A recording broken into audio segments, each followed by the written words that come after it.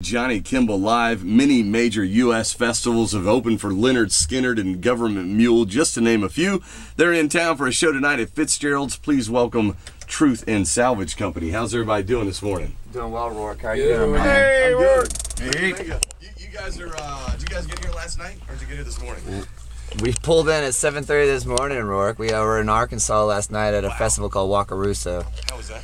It was awesome. It was really good. It was a big hippie festival, and we got to see Grace Potter and the Nocturnals, which rocked.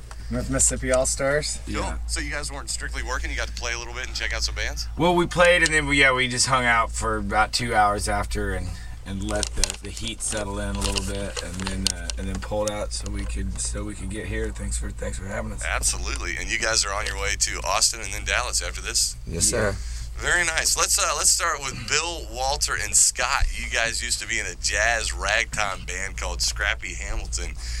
Started making a name for itself in Asheville, North Carolina. Is that where you guys met? Is that the town that you guys three met at? Yeah, the three of us, we all met in Asheville, North Carolina. We blew through here about 7 years ago on a winter Blintz tour.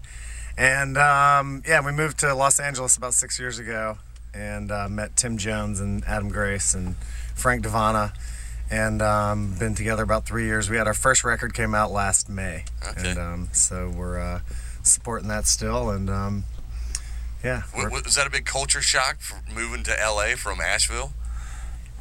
It seemed like it would be. I mean, I guess for some it was easier than others, but we had a great group of friends that we'd kind of already met out there, so it was an easier landing than most have, I think, if you just move out there cold. Right. But we had a really warm reception. A lot of people. There was a hype on the Scrappy Hamilton band, so we already had people that were interested in what we were doing. And we were really embraced with open arms. It wasn't too long before we met this guy, Tim Jones, and like different bands kind of melded into one super group. Okay. So that's how this happened.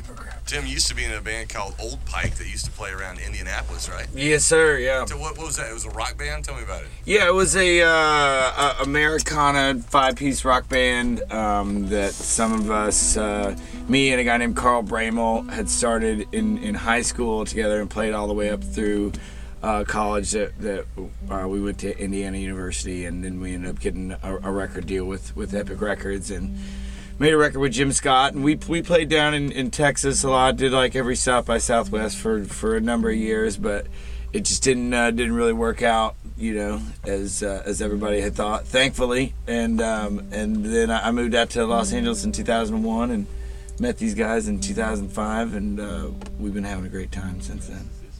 Now, there's two guys that aren't here today. Adam, but he'll be playing with you tonight. Yeah. Yes, sir. And he was actually he was starred on a leading role in Broadway, right? Well, yeah, he did. I can't remember what the name of the musical was, The Fantastics or something. But he's also a magician and was an actor, and he's been on a couple TV spots and stuff. He's a real Renaissance man. So he's Mr. LA. Did he kind of like hook you guys up with the scene when you were down there? Well, I'm he's an A-lister for sure. He was playing with a guy named Gary Jules, who a lot of NPR type stations are probably familiar with. That he did a cover of that song "Mad World," the Tears for Fears song. Mad World. And now coincidentally had moved to Asheville, like right about the time these guys all came to LA. But Adam was playing in his band, and they started a night at the Hotel Cafe, which is like a really cool singer-songwriter place. And then Adam and I met there. Then I ended up having a night at the Hotel Cafe on Sundays, and these guys had a night at a club called Cranes, and we all just kind of intermingled eventually. All right, cool. We'll talk about how you guys formed Beachwood Rockers next, but we got Scrappy Hamilton. I like that. We got Truth Salvage Company, formerly. Some of these guys were in Scrappy Hamilton, and they're playing tonight over at Fitzgerald's. Is there an opening? Oh, there is. Mike Stinson's opening for you guys. Mm-hmm. Now, he used to be in the LA scene. Did you guys know him from LA? Yeah, absolutely. My friend Shia Lamaro at Sin City Social Club, which is based out of Austin now, introduced me to him a number of years ago, and he used to play at the hotel a lot, and was like, the LA Weekly, like everybody in LA, he was like, the real deal Texan that had moved to LA, and that was like our pride and joy. Yeah, that was crazy that he packed up and moved to Houston. It just kind of surprised everybody. Well, he's from here, right? He's from Virginia, right? Yeah, I think he's really? from Virginia. Yeah. But he fits right in. He fits right in. That's right. What are you guys going to sing for us first? All right, Roark, the song's called Hail Hail. It's the first song off our debut album. Cool. You count it, Smitty? 1, 2, 3, 4.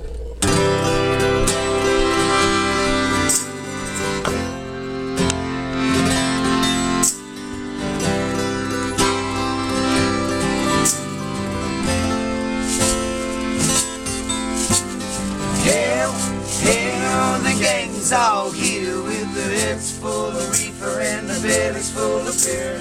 16 years of living the dream with the pride of all our family. Hell, the gang's all here with their eyes wide open and their minds super clear.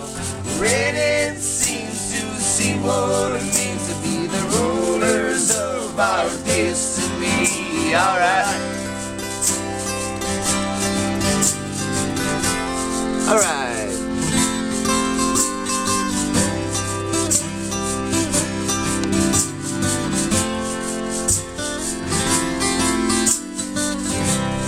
My friend Smitty's got some questions.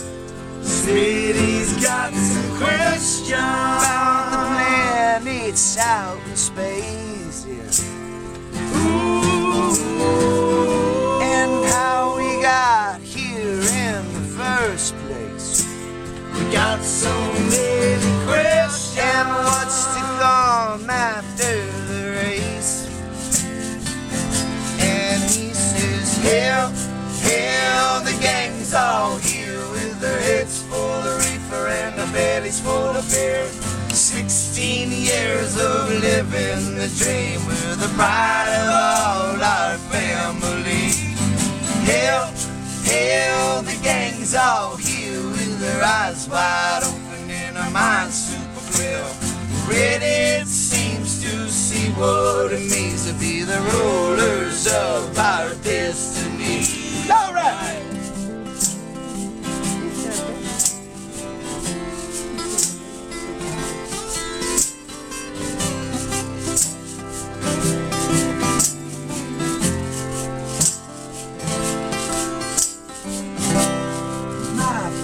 Walker's got some answers.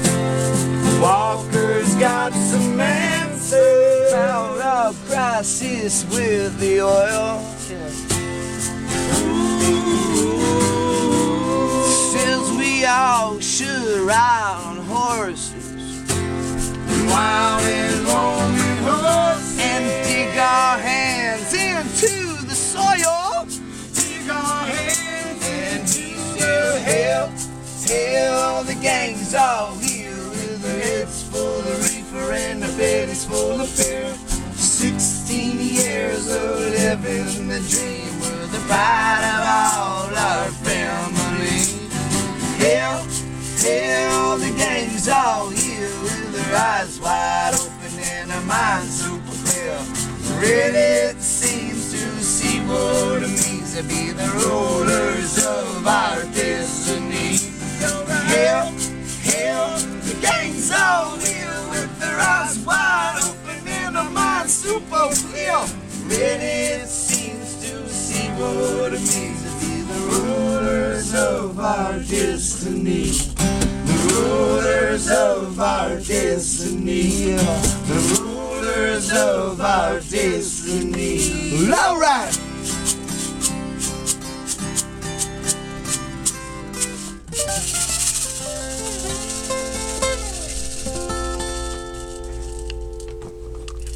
Truth Salvage Company live in the KPFT studio, playing tonight over at Fitzgerald's, and Mr. Mike Stinson will open the show, so it should be a fantastic time. You know, you been to Fitzgerald's? Is that where you played last time you were in town? No, we've never been to Fitzgerald's. We're looking forward to it. I've heard some good things about it. Last time we played was at Walters on Washington. Okay. Well, the last time we played was at the Verizon Wireless Center. Last time we played was the Verizon Wireless with the Ava Brothers, which was an incredible honor and incredible gig, man. You people in Houston have a huge heart. I gotta tell you, man. Everybody was super into what we were doing, applauding right off the bat. We knew we already had fans in that big old crowd, Ava Brothers fans already.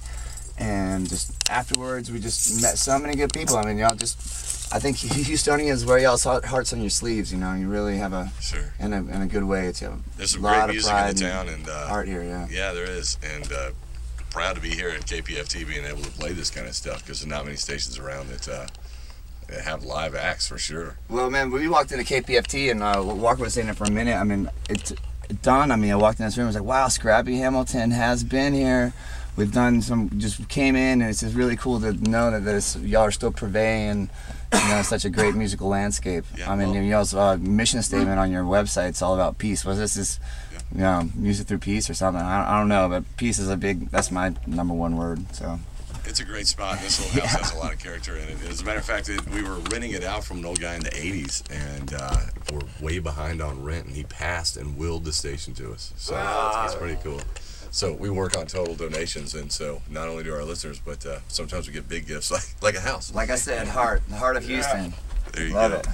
Tell me a little bit about the Beechwood Rockers, and how did that kind of fall apart and form into Truth Salvage Company? Well, when we first moved to LA in 05, we met this great songwriter, Lissy, and she just lived right up the road from us, and we all became really good friends. And she's like, hey, I'm going to start playing every Wednesday night at this little bar just down the street. It was like 200 yards, literally. Right. And so her and Scrappy Hamilton first started just playing there every Wednesday, and we started booking other acts and just doing that every Wednesday, and we did that for 2, 3, 4 years. And it built and evolved, and we got so busy that we couldn't do it anymore, and other people, Ed Matuzzi came in and took it over, and never became involved. But it created this amazing community of like-minded musicians.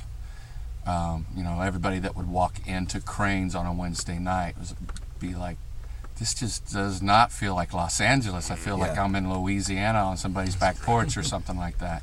Yeah. And so that was the cool vibe of our whole scene, and that's what attracted people. So that's how Beechwood Rockers was formed. I had been in LA for 5 years already, and was trying to find a group and build this scene, and these guys came there and within a year had made something that was, you could tell that they all really enjoyed playing music together, and they're a band, and it's so hard to find a band in Los Angeles because so many people end up coming there for their own good and for their own reasons, not that that's a bad thing, but it was great to see a group of guys that really enjoyed, and you could tell loved playing with each other. And I was like, man, if I could just get to play, how do I get into that? Come on in.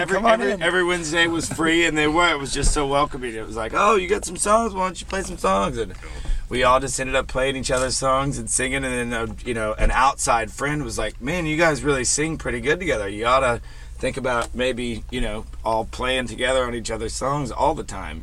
So that's what we did. So how did you guys get the attention of Chris Robinson of the Black Crowes? Well, a friend of ours, the friend that was like, you guys are doing something really cool, might want to continue focusing on that. Whatever projects you had before, they're cool and great, but what y'all have here is unique and special. This person was friends with a gentleman by the name of Pete Angelus.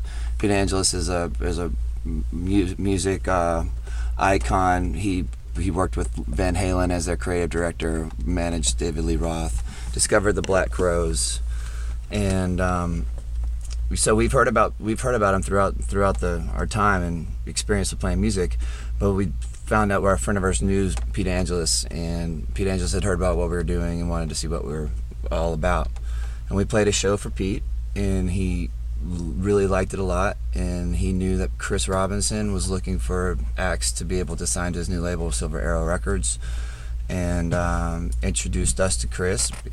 Chris wanted to come see what we were doing. We played a show for Chris Robinson, and literally for Chris Robinson, and it was a great thing, and pretty much right then it was felt like it was going to be happening, and then ended up producing our record. It was a few months. I mean, they were finishing up, I guess that was in 2008, and top of 2009 we got in the studio in beginning of January, and so did pre-production over at Chris Robinson's house up in Topanga Canyon, and that in itself was just a great experience, to be invited into his house, to be working with Chris Robinson and the Black Crowes. Is he going to be Goldie Hawn? We met her grandson. Is that enough? You did meet Goldie. We saw her in Aspen. Aspen. We did. We saw Yeah, her and Kurt in Aspen. we were at a Leonard Skinner Black Crow show in Aspen, and a few of us met Kurt, and one of us gave Goldie a peck on the cheek, but it wasn't me. How'd it go over, Walker? Deliciously. It was great. We've got Truth Salvage Company live in the KPFT studio tonight over at Fitzgerald's.